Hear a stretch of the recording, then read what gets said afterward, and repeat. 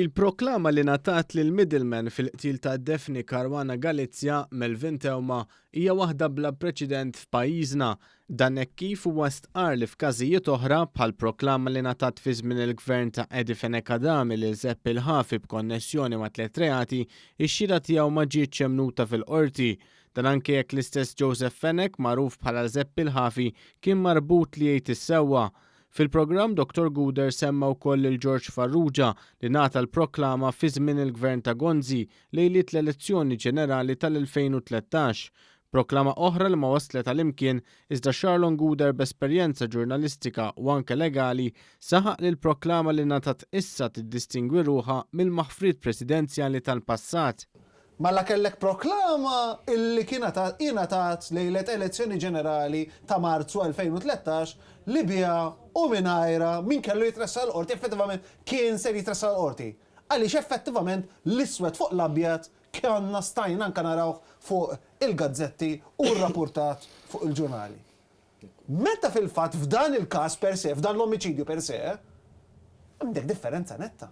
Għandek proklama illi ser twassal jew li trid twassal biex il-mandant u minnu jitressa l-qorti.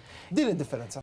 Fl-istess programm tkellem il-kriminologu John Ellul dan saħaq kif għad-differenza tal-maħfriet presidenzjali li ngħataw f'pajjiżna fil-passat, il-Prim Ministru Joseph Muscat mexa bl-iżjed mod responsabbli. Dan hekk kif għall-ewwel darba fl-istorja din il-proklama ingħatat fuq set ta' kundizzjonijiet. Hawnhekk rajna Prim Ministru għalija bl-aktar mod trasparenti, qatt ma rajna bħala din, bl-aktar mod trasparenti.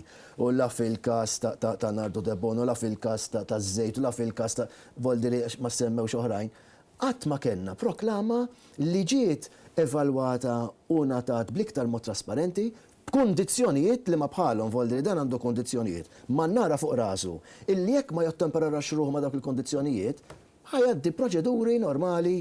John Ellul ċċena anke għal fatt li l-investigaturi qed iwettqu ħidma kbira anke billi jagħmlu analiżi tal-evidenza li qed jippreżenta dak meqjus bħala l-middleman fil-qtil ta' Daphne Caruana Galizia. Sosta li l-investigaturi jridu jaċċertaw li l-evidenza li tiġi qudiemhom tkun b'saħħitha biex tiġi ppreżentata fil-qorti. Min-naħa tiegħu l-avukat Charlon Guder tul il-programm innota kif b'differenza l-Prim Ministru Joseph Muscat mhux biss qagħad attent iżda tkellem b'kawtela meta informa lil pubbliku dwar l-investigazzjonijiet.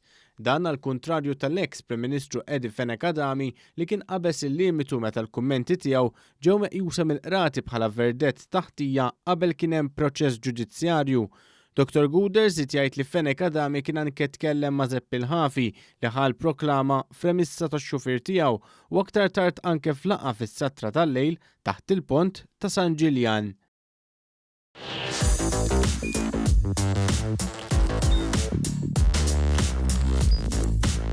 Idħol fuq one.com.mt u hemmhekk tista' tara l-programmi kollha li jxandru fuq One permezz ta' One Play.